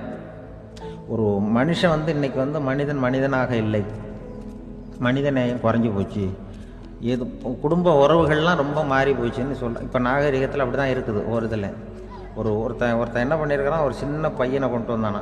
ஒரு சின்ன பையன் பக்கத்தில் இருக்கான். ஒரு பெரியவர் கேட்டிருக்கார், யாரப்பா அந்த பையன் அப்படின்னு கேட்டிருக்கார். இவன் சொன்னான்னா, இந்த பையன் எனக்கு தூரத்து உறவுன்னு இருக்கான். சரி, தூரத்து உறவுன்னா எப்படி அப்படின்னு கேட்டிருக்கான். இந்த பையன் எங்கள் அப்பாவுக்கு 8வது பிள்ளை அப்படின்னானா. கூட பிறந்தவனே அவ்வளோ தூரமாக போயிட்டான், 8வதாக பிறந்தான். அப்படி இருக்கு குடும்ப உறவுகள்ங்கிறது. இப்போ சில இதெல்லாம் இப்போ ஜாதி மத வேறுபாடெல்லாம் வந்து நம்முடைய முன்னேற்றத்தை வந்து தடுக்கும். விலங்குகள் வந்து நம்மளோட மேலானது. அதான் ஒரு ஊரில் ஒரு சிவன் கோயில் இருந்து தான். சிவன் கோயிலில் அந்த புறாவெல்லாம் வளர்ந்துக்கிட்டு இருந்திருக்கு. அந்த மாடத்தில், சிவன் கோயில் மாடத்தில் புறாவெல்லாம் குடியிருந்திருக்கு. உடனே அதுக்கு கும்பாபிஷேகம் பண்ணுறதுக்காக ஊரில் திட்டம் போட்டாங்க. சிவன் கோயிலுக்கு வெள்ளடிக்க ஆரம்பித்தாங்க. வர்ணம் பூச ஆரம்பித்ததும் அதுக்கு சாரம் கட்டுவாங்கல்ல, இந்த குச்சியெல்லாம் வச்சு சாரம் கட்டுவாங்க. உடனே இந்த புறாவெல்லாம் என்ன பண்ணிச்சான், இனிமேல் நம்ம இங்கே வெள்ளை அடிக்கிறாங்க, கும்பாபிஷேகம் வருது, நம்ம இங்கே குடியிருக்க முடியாது, எதிர்த்தாப்புல எங்கே போகலான்னு பார்த்துருக்கு. இந்த உயரம் கோபுரத்தில் இருந்த புறாவெல்லாம் எதிர்த்தாப்புல ஒரு மாதா கோயில் இருந்திருக்கு, சர்ச்சு. அங்கே சில மாடங்களில் புறாவெல்லாம் இருக்குது, சில மாடம் இருக்குது. உடனே நம்மளாம் அங்கே போயிடும் கொஞ்சம் காலத்துக்குன்னு எல்லாம் புறப்பட்டு இந்த மாதா கோயிலுக்கு போயிடுது. அங்கே போனால் அங்கே இருக்கிற புறாவோடு சேர்ந்து இதுவும் குடியிருந்துகிட்ருக்கு. கொஞ்ச நாள் என்னாச்சு, அங்கே கிறிஸ்மஸ் வந்துட்டுது. கிறிஸ்மஸ் வந்ததும் சரி இங்கேயும் வெள்ளடிக்க ஆரம்பிக்கிறாங்க. நம்ம மறுபடியும் எங்கடா போகிறதுன்னு பார்த்தா அங்கே இருக்கிற புறாவோட சேர்ந்து இதுவும் சேர்ந்து நேராக ஒரு பள்ளிவாசல் இருந்தது. எதுக்கு அங்கே இருக்கிற மாடத்தில் போய் அங்கே குடியேறிட்டுது எல்லாம். அங்கே போனால் அங்கே ரமலான் மாதம் வந்து ரம்ஜானுக்காக அதையும் புதுப்பிக்க ஆரம்பித்தாங்க. இது என்ன பண்ணுறதுன்னு சொல்லி இந்த 3 செட்டு புறாவும் சேர்ந்து என்ன பண்ணிச்சு, எங்கே போகலான்னு பார்த்தா மறுபடியும் அதுக்குள்ளே இந்த சிவன் கோயிலில் கும்பாபிஷேகம் முடிஞ்சிருக்கு. அங்கே போடுவோம் எல்லாருன்னு சொல்லி எல்லா புறாவும் அந்த சிவன் கோயிலுக்கு வந்துட்டுது. அங்கே போய் மாடத்தில் அதை குடியிருந்துட்டுது. அப்போ திடீர்னு ஒரு நாள் பார்த்தா ஒரே கலவரம் பூமியில் எல்லாம் ஒருத்தன் அருவாளை தூக்கிட்டு நிற்கிறான், குச்சி எடுத்து ஒருத்தனை சுட்டுக்கிறான். ஒரே கலவரம், சத்தம், ஒரே மத கலவரம் வந்துட்டுது ஊரில். அப்போ புறாவெல்லாம் மாடத்தில் இருந்துக்கிட்டு ஒரு குஞ்சு புறா அவங்க அம்மாட்ட கேட்டு தான், இது என்ன இந்த மனுஷனுக்கு என்னாச்சு, அவன் கத்தியை தூக்கிட்டு நிற்கிறானே அப்படின்னு கேட்டுதான். ஒரு குஞ்சு புறா அவங்க அம்மாட்ட கேட்டுதான், அம்மா புறா. இப்போ அம்மா அந்த புறா சொல்லிச்சான், மனுஷனுக்கு இப்போ மதம் பிடிச்சிருக்கு, அதான் கத்தியை தூக்கிட்டு நிற்கிறான் அப்படின்ட்டுருக்கு. இப்போ நமக்கெல்லாம் பிடிக்கலையே அப்படின்னு தான். அப்போ அந்த புறா சொல்லிச்சான், அந்த பாருமா, நாம் வந்து இந்த சிவன் கோயிலில் இருந்தாலும் நமக்கு புறான்னு தான் பேர், இந்த மாதா கோயிலுக்கு போனாலும் நமக்கு புறான்னு தான் பேர், பள்ளிவாசலுக்கு போனாலும் நமக்கு புறான்னு தான் பேர். அந்த மனுஷன் அப்படி இல்லை. அவன் இங்கே இருக்கிற வரைக்கும் இந்துன்னு சொல்லுவான், அங்கே மாதா கோயில் இருந்தான்னா கிறிஸ்தவன்னு சொல்லுவான், பள்ளிவாசலில் இருந்தான்னா முஸ்லீம்னு சொல்லுவான். அப்போ குஞ்சு புறா அது என்ன இப்படி பண்ணுறாங்க மனுஷங்க, இப்போ அவங்கள விட நம்ம வசதி போல் இருக்க, நம்ம தேவலாம் போல் இருக்க அப்படின்னு தான் அந்த குஞ்சு புறா. அப்போ அந்த தாய் புறா சொல்லிச்சான், உண்மைதான், அதனால தான் நம்ம மேலான இடத்துல இருக்கிறோம், அவன் கீழே நிற்கிறான் என்னமும் அப்படின்னு சொல்லிச்சான். இதுதான் அந்த குடும்பம்ங்கிறது, சமுதாயம்ங்கிறது ஒரு பெரிய குடும்பம். அது இந்த புறாகிட்டேருந்து மனுஷன் கற்றுக்க வேண்டியிருக்கு. அப்படி இருக்குது இன்றைக்கி மனுஷனுடைய நிலைமை. அதை வந்து புரிஞ்சுக்கணும். அப்படி தான் ஒவ்வொரு இதுலேயும் நாம் வந்து நடந்து கொள்ள வேண்டியிருக்குது. மிருகங்கள்டேருந்து கற்றுக்கிற வாய்ப்பெல்லாம் இருக்குது அப்படி சொல்லுவாங்க. அந்த இதில் வந்து நம்ம குடும்பத்தில் வந்து என்னென்னா, இப்போ இந்த பிள்ளைகளை பற்றி சொல்லுவாங்க. இப்போ ராமர் லட்சுமணர் கதை சொல்லுவாங்க. அதாவது ராமரும் பரதனும் பந்து விளையாடிக்கிட்டு இருந்தாங்களாம் சின்ன வயசில் பந்து விளையாடிட்டு இருந்தாங்களாம். உடனே ராமர் வந்தாராம், வந்து கோசலை அவங்க அம்மா கோசலை மடியில் சோர்ந்து போய் உட்காந்தாராம். சந்தோஷமாக வந்து உட்காந்துருக்காரு. அப்போ அந்த கோசலை அம்மா கேட்டாங்களாம், ஏன்ப்பா அப்படி இவ்வளவு சந்தோஷமாக இருக்கே, என்ன காரணம் அப்படின்னு கேட்டிருக்காரு. அப்படின்னு அந்த அம்மா கேட்டிருக்கு. ராமன் சொன்னான்னா, இது என் தம்பியோட நான் பந்து விளையாண்டுக்கிட்டு இருந்தேன், பரதன். அவன் ஜெயிச்சுட்டான், நான் தோத்துட்டேன். என்னை அவன் ஜெயிச்சுட்டான். அவனுடைய வெற்றி எனக்கு சந்தோஷமாக இருக்குது, தம்பியோட வெற்றி, அதனால் நான் சந்தோஷமாக இருக்கேன்னு சொல்லியிருக்கு. அந்த அம்மாவுக்கு ரொம்ப சந்தோஷம், தம்பி ஜெயிக்கிறாங்கிறத பற்றி அண்ணன் சந்தோஷப்படுறானே அப்படின்னு. கொஞ்ச நேரத்தில் பரதன் வந்திருக்கான். அவன் சோர்ந்து போய் கலங்கி போய் அதே அம்மா மடியில் உட்காந்துருக்கான். நீ ஏப்பா, நீ தான் ஜெயிச்சுட்டியாமே, நீ என்னத்துக்கு வருத்தப்பட்டுக்கிட்டு வர அப்படின்னு கேட்டிருக்க அந்த அம்மா. அப்போ பரதன் சொன்னானா, நான் ஜெயிக்கணுங்கிறதுக்காக அண்ணன் விட்டு கொடுத்தாரு, தோத்துட்டாரு, அதனால் எனக்கு வருத்தமாக இருக்குது. உண்மையில் அவர் தான் ஜெயிச்சிருக்க வேண்டியது, எனக்காக விட்டு கொடுத்தாரு, அதனால் நான் வருத்தப்படுறேன்னா. அப்போ அந்த அம்மா சொல்லிச்சான், இப்படி தான் தம்பியினுடைய வெற்றி அண்ணனை சந்தோஷப்படுத்துது, அண்ணனுடைய தோல்வி தம்பியை வருத்தப்பட வைக்குது. இப்படி தான் இருக்கணும் அண்ணன் தம்பின்னா, அப்படி தான் குடும்பத்தில் இருக்கணும்னு சொல்லி அந்த அம்மா சொன்னதாக சொல்லுவாங்க ராமாயண கதை. அதே போல் இப்போ இதில் வரும், நபிகள் நாயகத்தினுடைய பேரர்கள், பாத்திமாவனுடைய பிள்ளைகள் 2 பேர், ஹசன் ஹுசைன் 2 பேர் நபிகள் நாயகத்தினுடைய பேரன்மார்கள். அன்னை பாத்திமாவனுடைய குழந்தைகள். ஹசனும் ஹுசைனும் பேசிக்கிறதே இல்லையா கொஞ்ச நாள். இந்த அம்மாவுக்கு அதை பார்க்குறாங்க, ஏதோ அண்ணன் தம்பிக்குள்ளே ஏதோ தகராறு போல் இருக்கு, ஏன் பேசிக்க மாட்டேங்கிறாங்க அப்படின்னு சொல்லி அந்த பிள்ளைகளை கூப்பிட்டு வச்சு அந்த அம்மா புத்தி சொல்லிச்சான். இந்த பாருப்பா, நீ அண்ணன் தம்பிக்குள்ளே இது மாதிரி இருக்கக்கூடாது. உங்கள் பாட்டனார் ஒரு புத்திமதி சொல்லியிருக்காரு, உனக்கு தெரியுமா? ஒரு முஸ்லீம் இன்னொரு முஸ்லீமோடு 3 நாட்களுக்கு மேல் பேசாமல் இருந்தால் அது அவனை கொலை செய்வதற்கு ஒப்பாகும் அப்படின்னு நபிகள் நாயகம் சொல்லியிருக்கார், தெரியுமா உனக்குன்னு அந்த அம்மா சொல்லிச்சான். அப்போ அந்த தம்பிக்காரர் சொன்னாராம், ஹுசைன் சொல்லியிருக்கார், அதுவும் எனக்கு தெரியும். அதே தாத்தா பாட்டனார் என்ன சொல்லியிருக்காருன்னா, அந்த 2 பேரில் யார் முதல்ல சலாம் சொல்கிறாங்களோ, யார் முதல்ல முன்னாடி பேசுகிறாங்களோ அவங்களுக்கு சொர்க்கம் கிடைக்கும், இறைவனுடைய ஆசி கிடைக்கும்னு சொல்லியிருக்கிறார். அந்த ஆசி அண்ணனுக்கு கிடைக்கட்டுமேங்கிறதுக்காக நான் பேசாமல் இருக்கிறேன் அப்படின்னா. அந்த ராமனும் பரதனும் எப்படி இருந்தாங்களோ அப்படி தான் ஹசனும் ஹுசைனும் இருந்திருக்கிறார்கள். அந்த பாசம்தான் குடும்பத்தில் வேணும். குடும்பத்தில் அண்ணன் தம்பி எப்படி நடந்துக்கணும், அம்மா பிள்ளை எப்படி நடக்கணும் அப்படிங்கிறது தான். ஏன்னா தாய் அம்மாவுக்கு எப்போதுமே பிள்ளைங்கள் அம்மா பக்கம்தான் இருக்கும். அம்மா பிள்ளைங்க தான் அதிகம். இதில் ஒரு பெரிய நீதிபதி இருந்தார் சென்னையில், உண்மையாக நடந்தது. சென்னையில் ரொம்ப காலத்துக்கு முன்னாடி, காந்தி இருந்த காலத்தில் சென்னையில் ஒரு நீதிபதி, அவர் ஒரு நாள் கோர்ட்லாம் விட்டு ரொம்ப கஷ்டப்பட்டு ராத்திரி சும்மா போய் உடனே வீட்டுக்கு வரல. கோர்ட்டினுடைய நடவடிக்கை முடிஞ்சு வீட்டுக்கு வராமல் போய் எங்கெங்கேயோ போய் சுற்றிவிட்டு அந்த நண்பர்களோடு அப்படி உல்லாசமாக அப்படி கொண்டாடி விட்டு நடுராத்திரிக்கு வந்திருக்கிறாரு வீட்டுக்கு 1 மணிக்கு. அப்போ அந்த வயசான அம்மா வாசல்லையே காத்துக்கிட்டு இருக்கு. உள்ளே போச்சு நீதிபதி, இன்னும் சேரலேன்னு வாசல்லே நின்றுட்டு இருந்துதான். அப்போ அது வந்த உடனே பலார்னு அரைஞ்சி விட்டாங்களாம் அந்த அம்மா. ஏன்டா அவ்வளோ தூரம் எங்கே போனேன், என்னதான் நீதிபதியாக இருந்தாலும் அவங்களுக்கு உள்ள தானே, பலார்னு அரைஞ்சி விட்டாங்க. உடனே அவர் கலங்கி போய் அழுதாராம். மறுநாள் கேட்டிருக்காங்க அந்த பக்கத்தில் இருந்தவங்க, ஏன் நீ பெரிய நீதிபதி, பெரிய பதவியில் இருக்க, அதனால் உன்னை உங்கள் அம்மா அடிச்சிட்டாங்கன்னு அழுதியா அப்படின்னு கேட்டாங்களாம். அப்போ அவர் சொன்னாராம் நீதிபதி, இல்லை நான் இது மாதிரி எங்கள் அம்மாக்கிட்ட அடிக்கடி அடி வாங்குவேன், எப்போதும் அவங்க அடிக்கிற அடி பலமாக விழும், இப்போ அவங்க அடித்தது எனக்கு வலிக்கவே இல்லை, அந்த அளவுக்கு அவங்களுக்கு வயசாகிட்டுதே, பலம் குறைஞ்சிட்டுதேன்னு நினச்சி அழுதேன் அப்படின்னுக்காரான். அதுதான் புள்ள அம்மா பேரில் உள்ள பாசங்கிறது. இதே போல் நான் சொன்னது மாதிரி முன்னாடி இவர் ஒரு இறைநேச செல்வர் ஒருத்தர் இருந்தார். ஒரு அம்மா எனக்கு அப்பா தண்ணி கொடுப்பா அப்படின்ட்டு படுக்கையில் இருந்த அம்மா. இவர் ஏதோ படிச்சுக்கிட்டு இருந்தவர், ஒரு சின்ன இளைஞர், உடனே ஓடி போய் ஒரு குவளையில் தண்ணி எடுத்துகிட்டு போய் அம்மாவுக்கு முன்னாடி நிற்கிறார். முன்ன அந்த அம்மா அதுக்குள்ளே தூங்கி போச்சு. இவர் அந்த தண்ணியை வச்சுக்கிட்டு அவர் பாட்டு நிற்கிறார். விடிஞ்சு போச்சு. விடிகிற சமயத்தில் அந்த அம்மா முடிச்சு பார்க்குது, பையன் தண்ணியோட கையில் வச்சுட்டு நிற்கிறார். ஏம்மா என்னப்பா நீ ராத்திரி பூரா தண்ணியோடு நின்றுட்டு இருக்கிறியா எனக்கா அப்படின்னு. அப்பா அவர் சொன்னாராம், ஆமாம்மா ராத்திரி தண்ணி தாகமாக இருக்குன்னு கேட்டீங்க, உடனே தண்ணி கொண்டு வந்துட்டேன். ஓடி வந்து பார்க்கும்பொழுது நீங்கள் தூங்கிக்கிட்டு இருந்தீங்க, தூங்கிட்டு இருக்கும்பொழுது உங்களை எழுப்ப வேண்டாம், தூக்கத்தை கெடுக்க வேண்டாம்னு நான் நினச்சேன், அதனால் எழுப்பலை. தூக்கம் முழிக்கிற சமயத்தில் உடனே தாகமாக இருக்கும், தண்ணி குடிக்கணும்னு ஆசைப்படுவீங்க, அதனால் தண்ணியை பக்கத்துலேயே வச்சுக்கிட்டு நிற்கிறேன் அப்படின்னு அந்த இளைஞர் சொன்னாராம். அப்படியே கட்டி பிடிச்சிட்டு நீ பிற்காலத்தில் பெரிய அறிஞராக வருவேன்னு சொல்லி அந்த அம்மா வரணும்னு சொல்லி இறைவனை வேண்டாங்களாம். அவர் தான் இஸ்லாமிய மார்க்கத்தில், தீன் மார்க்கத்தில் பெரிய ஆளானது. அதாவது ஷர்புதீன் யாஹ்யான்னு ஒருத்தர், அவர் பெரிய இஸ்லாமிய பேரறிஞராக வந்தார். இப்படி அம்மா பேரில் பாசமாக உள்ளவங்களாம் இருந்தாங்க நிறையா. அப்படி அந்த குடும்பத்தில் அந்த பாசம் நேசம் எவ்வளவு இருக்கோ அவ்வளவுக்கு அவர்கள் உயர்வார்கள்ங்கிறது தான் நம்முடைய பெரிய இதெல்லாம் பெரியவங்கள்லாம் சொல்லியிருக்கிறது அதுதான்.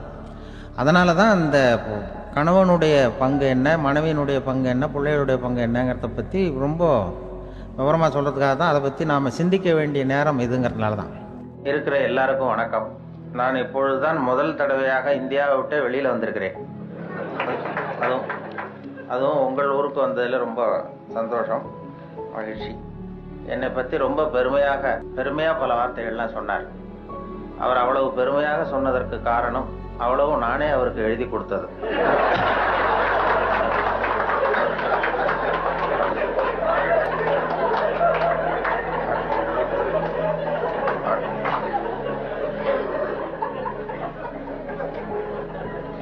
இவ்வளவு விவரமாக அவர் சொல்லுவார் என்று தெரிந்தால் இன்னும் கூட எழுதி கொடுத்திருப்பேன். அதனால அவருக்கு முதல்ல நன்றி சொல்ல வேண்டும். எனக்கு யாரும் பொன்னாடையெல்லாம் போத்துகிற பழக்கம் எனக்கு அதிகமாக அனுபவம் இல்லை. யாரும் போத்துறதில்லை. நானா போய் பேசிட்டு வருவேன். இப்படிப்பட்ட பொன்னாடைகள் இங்கே ரொம்ப அபூர்வமாக போத்துனது, அதுவும் இந்த இடத்துக்கு ரொம்ப அவசியம். அது குளிர் அதிகமாக இருக்கிறது. நான் காசு கொடுத்து பொன்னாடை போத்திக்கிறது உண்டு சில இடங்கள்ல. இதெல்லாம் கௌரவத்துக்காக போற்றப்படுகிற பொன்னாடை. காசு கொடுத்து பொன்னாடை போத்திக்கிறது உண்டு. நாங்கள் இந்தியாவில் மாதம் ஒரு முறை இப்படி போத்திக்குவேன். அது யாருன்னா எனக்கு இந்த முடி வெட்டுகிற நண்பர்கிட்ட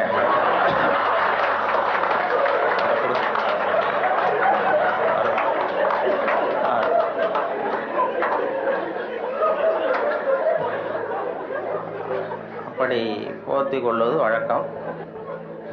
அப்படிங்கிறத அவர் புரிந்து கொண்டிருப்பார்னு நினைக்கிறேன். அதுக்கு பிறகு சரி நம்ம இனிமேல் உடம்பு பூரா கடிக்கிறதுக்கு முன்னாடி வந்துடுவோம் இங்கே அப்படின்னு சொல்லி இங்கே வந்துட்டார்.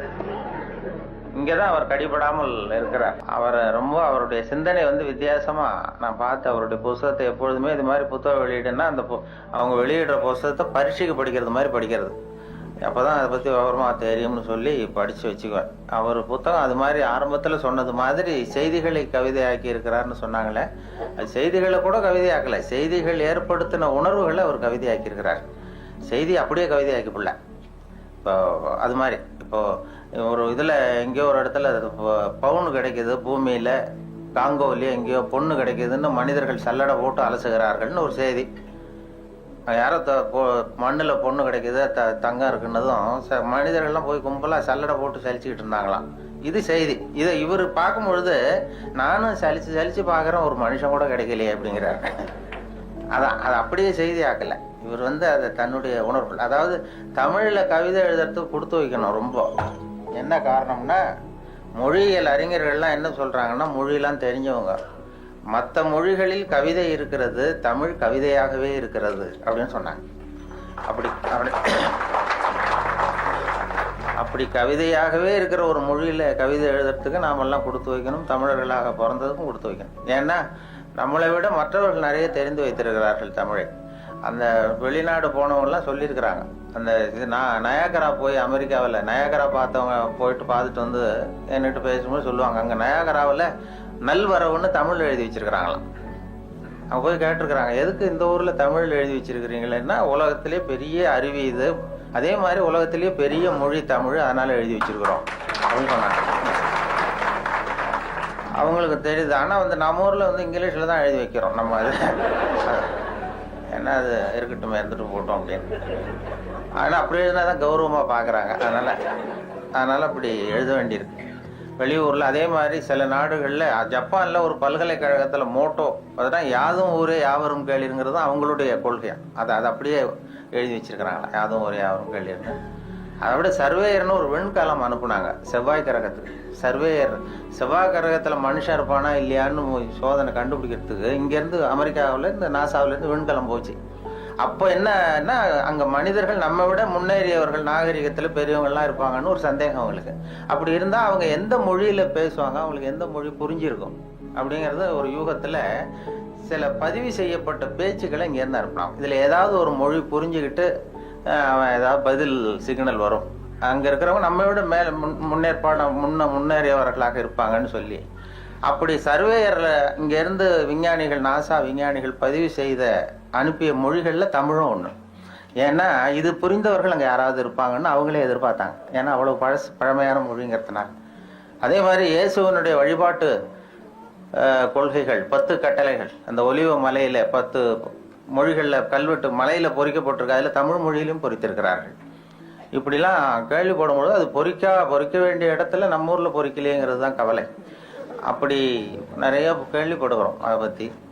அப்படிப்பட்ட தமிழில் கவிதை எழுதுகிறதுக்கு அவர் கொடுத்து வச்சிருக்காரு. அவருக்கும் அதை அவங்க அம்மையார் சொன்னாங்க, அவங்க எல்லாருடைய வெற்றிக்கும் ஒரு காரணம் பின்னாடி ஒரு பெண்மணி தான் பின்னாடி இருப்பாங்கன்னா அவருடைய வெற்றிக்கு அவருடைய மனைவி தான் காரணம் அப்படின்னு சொன்னாங்க. அது வாஸ்தவம் தான். நான் என்னுடைய வெற்றிக்கு கூட என்னுடைய மனைவி தான் காரணம். ஏன்னா நான் முக்கியமான விஷயம் எழுதும் பொழுதெல்லாம் அவங்க பிறந்த வீட்டுக்கு போயிடுவாங்க. ஏதோ ஒரு வகையில் எப்படியோ ஒரு வகையில் உதவி பண்ணுறது அது ஒரு உதவி தான். அதாமல் செய்யாமல் செய்கிற உதவி. அதனால் அவர்களை இந்த நிலைமையிலும் நான் ரொம்ப நன்றியோடு நினைத்து கொள்ளுகிறேன். நான் 2 நண்பர்கள் நாங்கள் ஊர் சுற்றி பார்க்கறதுக்காக வந்தோம். உங்கள் ஊர் அழகை பார்க்கறதுக்காக வந்தவர்கள். அதே நேரத்தில் இப்படி ஒரு வாய்ப்பு அன்பழகன் அவர்களையும் சந்திக்கிறவர்கள். அவரும் ரொம்ப அழகானவருங்கிறது அப்புறம் தான் தெரிஞ்சது. ஊர் மட்டும் இல்லை, அவரும். அதில் என்ன பொறாமைன்னா அவருக்கும் 60 வயசு, எனக்கும் 60 வயசு. என்னன்னா யாரும் அதனால நான் வரும்பொழுது அவர் பக்கத்தில் உட்காந்துடக்கூடாதுன்னு நினச்சிக்கிட்டே வந்தேன்.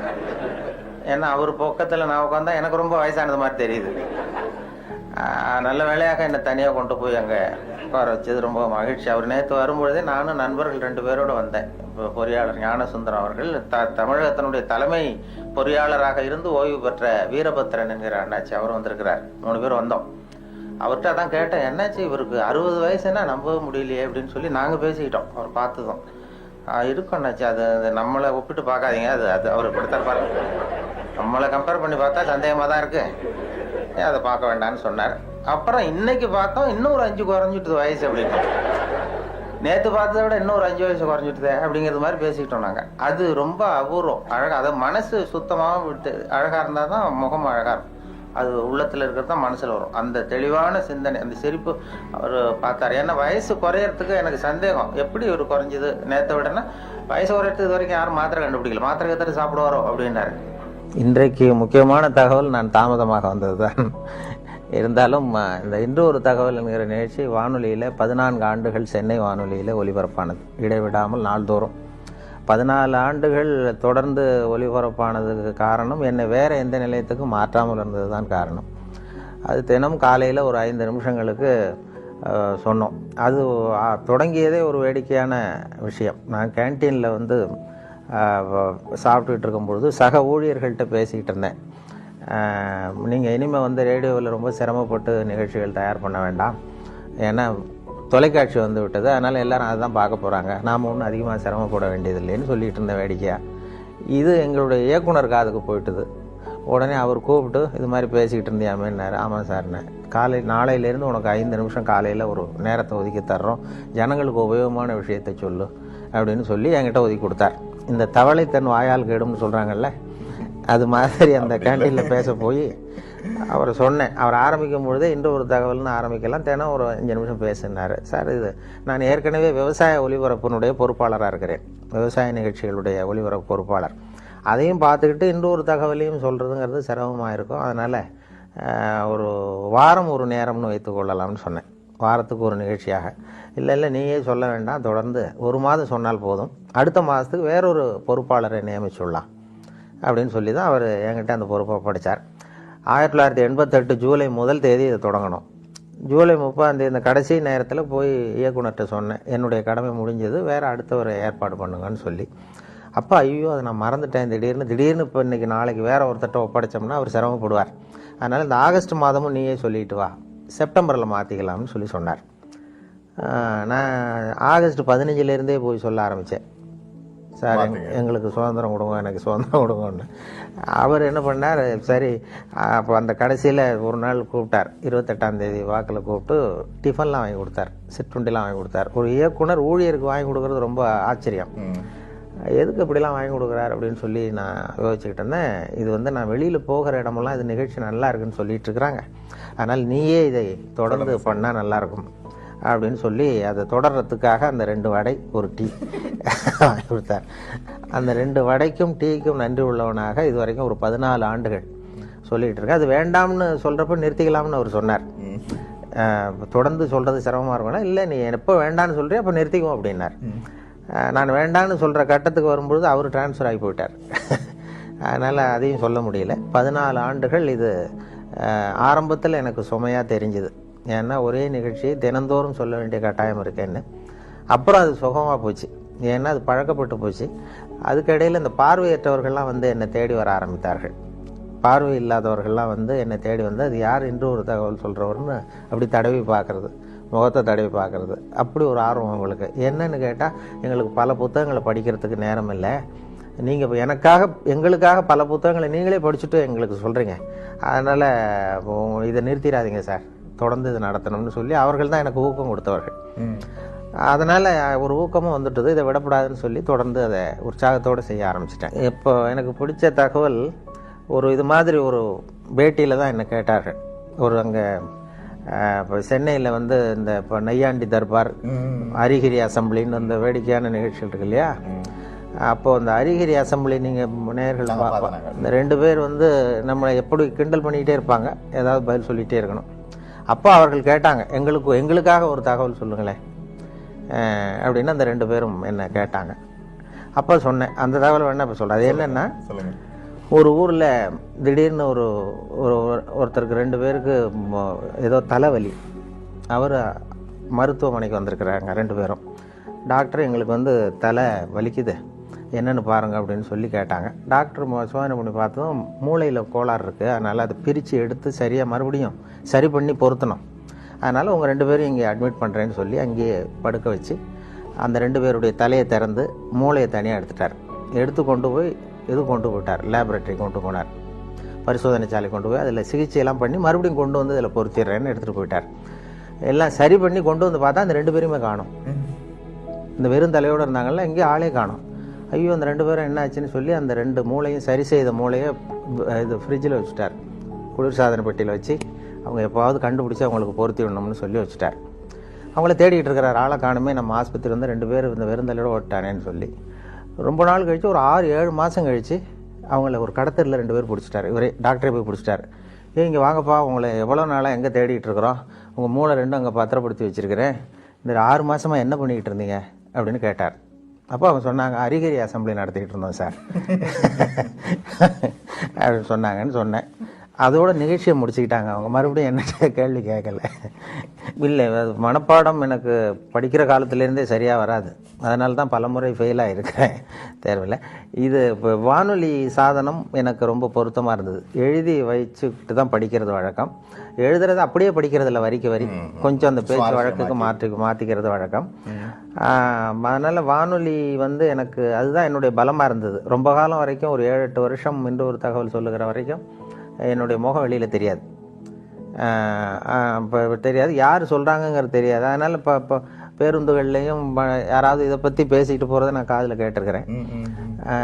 அப்படி அதனால் எனக்கு முகம் தெரியாத வரைக்கும் எனக்கு கொஞ்சம் பலமாக இருந்தது. தினசரி இப்போ எங்கள் வானொலி நிலையத்தில், சென்னை வானொலிக்கு யாராவது ஒரு 10 பேராவது வருவார்கள் தேடி அந்த அங்கே உள்ள இது சுற்றுலா வர்றவங்க வானொலி நிலையத்துக்கும் வருவார்கள். அப்படி வரும்பொழுது இந்த இன்னொரு தகவல் சொல்கிறவர் யார், அவர் முகத்தை பார்க்கணும்னு வருவாங்க. அப்படி தினம் 10 பேராவது வந்து முகத்தை பார்க்கணும்னு சொல்லி பார்த்துட்டு போகிறது உண்டு. அதில் என்ன ஒரு அதிசயம்னா, ஒரு தடவை வர்றவங்க அடுத்த தடவை வர்றதில்லை. அதனால் அது ஒரு என்னுடைய யாராவது திரும்பி வருவாங்களான்னு பார்க்குறது உண்டு, வர்றதில்லை. அதனால் நமக்கு முகத்தை காட்டாமல் இருக்கிற வரைக்கும் தான் மரியாதை அப்படிங்கிறது மாதிரி வச்சுருந்தேன். அவசியமாக என்ன ஆகிட்டுன்னா, ஒரு கட்டத்தில் ஒரு கட்டாயமாக சில தொலைக்காட்சிகள் வர வேண்டிய சூழ்நிலை வந்தது. அதுக்கு பிறகு என்னை தேடி வருகிறவர்களுடைய எண்ணிக்கையும் குறைஞ்சிட்டது. அதாவது நானே இளம் வயதில் மயில்வாகனனுடைய ரசிகன். மயில்வாகனம்ங்கிற அவர் அந்த இலங்கை வானொலி தான் கேட்டுக்கிட்டு இருப்போம், அறிவிப்பாளரை கேட்டுக்கிட்டு இருப்போம். நான் சின்ன பையனாக இருக்கும் பொழுது வானொலியில் தினம் அதை வச்சு, அப்போ பெரிய பெட்டி, இப்படி சின்ன பெட்டிலாம் இருக்காது. எங்கள் வீட்டுக்கு தான், எங்கள் கிராமத்துக்கே முதல் தடவையாக அந்த வானொலி பெட்டி வந்தது. அதை ரொம்ப பத்திரமா ஒரு அறையில் பூட்டி வச்சு அதுக்கு ஒரு பூட்டு போட்டு தினம் மாலையில் கேட்போம். இலங்கை வானொலி தான் கேட்குறது. அப்போ மயில்வாகனுடைய குரல் எங்களுக்கு இளைஞர்களுக்கு நிறைய பேருக்கு பிடித்தம். நாங்கள் நேயர் விருப்பம்லாம் எழுதி போடுவோம், எங்களுக்கு பிடித்த பாடல்களை ஒளிபரப்புங்கள்னு சொல்லி அதெல்லாம் எழுதி போட்டிருக்கிறது உண்டு. அவர்கள் சொல்கிறது அதில் அதுதான் இப்போ ஒலிபரப்புக்கு ஒரு ஒலிபரப்பு எப்படி இருக்கணுமோ அப்படி இருந்தது இலங்கை வானொலிங்கிறது தான் உண்மை. இந்திய வானொலியில் கொஞ்சம் அந்த செயற்கைத்தனங்கள் அதிகம் அது இருந்தது. அப்புறம் இப்போ காலப்போக்கில் இப்போ நாங்கள் மாற்றிட்டோம், ரொம்ப இயல்பாக பேசுகிற பழக்கத்துக்கு வந்துட்டோம். அதனால் இலங்கை அறிவிப்பாளர்கள் எனக்கு இப்போ நேரடி பரிச்சயம் BH அப்துல் ஹமீது என்னை நேரடியாக சந்திக்க வைத்தார்கள் ஒரு தொலைக்காட்சி நிகழ்ச்சிக்கு. முதல் மரியாதைன்னு ஒரு நிகழ்ச்சி தொடங்கி அந்த இந்திய தொலைக்காட்சியில் என்னையும் BH அப்துல் ஹமீதையும் சந்தித்து 1 மணி நேர நிகழ்ச்சி 2 பேரையும் உரையாட வைத்து எடுத்தார்கள். அப்போது இது போன்ற கருத்துக்களை பரிமாறிக்கிட்டோம். அதனால் இலங்கை வானொலி அறிவிப்புங்கிறது ரொம்ப இயல்பானதுங்கிறது உண்மை. இப்போ எங்களுக்கு என்னென்னா அந்த இப்போ வானொலியில் 3 விதமாக குரலை பயன்படுத்தி சொல்லி பயிற்சி கொடுத்துருக்கிறார்கள்.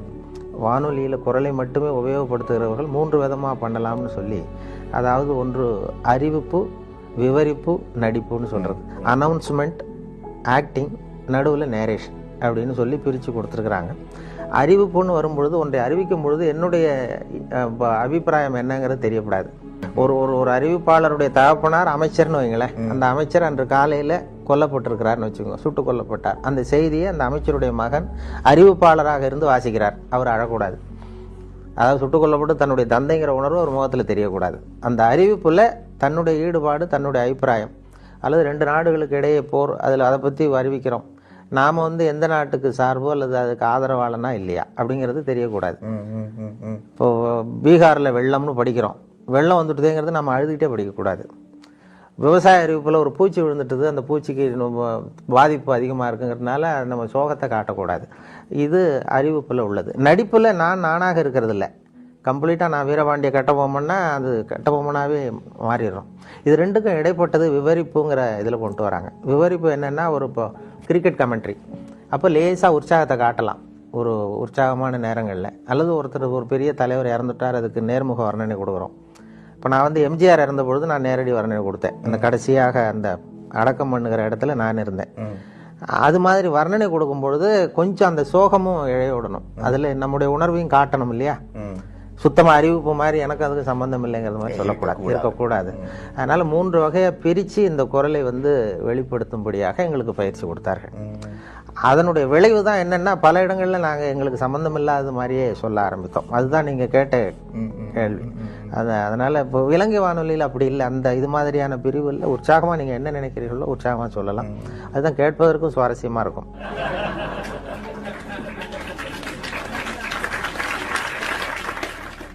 இது இந்த பயம் எங்களுக்கு இருந்தது ஆரம்பத்தில். ஆனால் எங்களுக்கு வருகிற விளம்பர வருவாய் குறையல. அது என்னென்னு காரணம்னு பார்த்தா, ஒரு புள்ளி விவரம் சேகரித்தார்கள் இந்தியாவில். அதாவது ஊடகங்கள் எந்த அளவுக்கு மக்களை சென்று அடைகின்றனன்னு சொல்லி, பத்திரிகை, வானொலி, தொலைக்காட்சி. இதில் ரொம்ப புகழ்பெற்ற மீடியா, பாப்புலர் மீடியாங்கிறது தொலைக்காட்சி. ஆனால் அதிகமாக ரீச் ஆகிறது ரேடியோங்கிறது அந்த முடிவு. பாப்புலாரிட்டிக்கும் அதிகமாக ரீச் ஆகிறதுக்கும் என்ன சம்மந்தம் இல்லாமல் இருக்கேன்னு நீங்கள் யோசிக்கலாம். ஒரு விளம்பரத்தை தொலைக்காட்சியில் கொடுக்கும் பொழுது அந்த தொலைக்காட்சியை பார்க்கிறவர்களுக்கு அது போய் சேர்ந்துருது அந்த விளம்பரம். அதே விளம்பரத்தை ரேடியோவில் கொடுக்கும்பொழுது ரேடியோவை கேட்காதவர்களுக்கும் போய் சேருது. எப்படின்னா, ஒரு தேநீர் கடையில் தேநீர் அருந்துறதுக்காக ஒரு 10 பேர் நின்றுட்டு இருப்பாங்க. அவங்களுடைய நோக்கம் ரேடியோ கேட்கணுங்கிறது இல்லை, டீ சாப்பிடணுங்கிறது தான் நோக்கம். அவங்களை அறியாமலே ஒரு விளம்பரம் 10 பேர் காதில் விழுந்துருது. அல்லது அந்த வழியாக சைக்கிளில் போயிட்டு இருக்கிற ஒருத்தர் ஏதோ ஒரு கடையில் பாடுகிற அந்த இதில் இருக்கிற விளம்பரம் போய் சேர்ந்துருது. அதனால் அதிகமாக 87% வானொலி விளம்பரங்கள் சென்று அடைகின்றனங்கிறது ஒரு புள்ளி வரும். அந்த பலத்தில் தான் இப்போ வானொலி போய்கிட்டுருக்கு.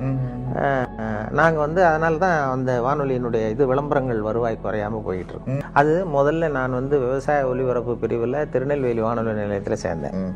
அப்போ சேர்ந்த புதுசில் ஒரு அறிவிப்பை கொடுத்து விவசாயிகளுக்கு, உழவர்களுக்கு இந்த அறிவிப்பை சொல்லுங்கள்னு எனக்கு பொறுப்பு ஒப்படைச்சாங்க. படிச்சுட்டு நான் இப்போ என்ன பண்ணேன், அதில் என்ன எழுதியிருந்ததுன்னா அதை அப்படியே படிக்க சொல்லி கொடுத்தாரு. அதில் என்ன எழுதியிருந்ததுன்னா, இப்போது திருநெல்வேலி மாவட்டம் புளியங்குடி வட்டார விவசாயிகள் கவனத்திற்கு ஒரு செய்தி. அந்த வட்டாரத்திலே நெல் பயிரில் குருத்துப்பூச்சி விழுந்திருக்கிறது. அந்த குருத்துப்பூச்சிக்கு என்ட்ரின் மருந்து அடிக்க வேண்டும். 1 மில்லி மருந்துக்கு 2 லிட்டர் தண்ணீர் வீதம். 100 மில்லி மருந்தை 200 லிட்டர் தண்ணீரில் சேர்த்து, விசை தெளிப்பான் என்றால் 60 லிட்டர் தண்ணீரிலும், கைத்தெளிப்பான் என்றால் 200 லிட்டர் கரைசலும் தெளிக்க வேண்டும் அப்படிங்கிறது அறிவிப்பு. இதை வானொலிகள் அறிவிக்கணும். அப்படியே படிக்க சொல்லி கொடுத்தார்கள். நான் என்ன சொன்னேன், அதை படிக்கும்பொழுது எனக்கு புரியறது மாதிரி பண்ணிட்டேன். புளியங்குடி வட்டார விவசாயிகளே, உங்கள் வயலில் பூச்சி விழுந்திருக்கிறதாக சொல்கிறாங்க. பூச்சிக்கு மருந்து அடிக்கணும், அது ரொம்ப அவசியம். அது எப்படி மருந்து அடிக்கணும்னா என்ட்ரின் மருந்து அடிக்கணும். ஒரு வாளி தண்ணி எடுத்து வச்சுங்க.